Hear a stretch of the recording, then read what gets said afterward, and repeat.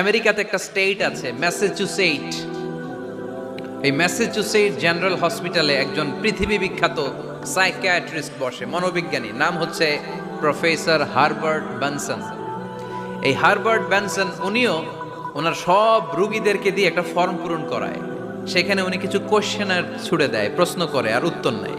পরে জরিপ করে উনি দেখতে পেয়েছে ওনার যে সমস্ত রুগীরা মনের ভিতরে রোগ, এই রাগ, এই ক্ষোভ, এই হিংসা বিদ্বেষ এগুলো অন্তরে পুষে রেখেছে, এদের স্ট্রোক করার এবং হার্ট অ্যাটাক করার রেটিংটা বেশি।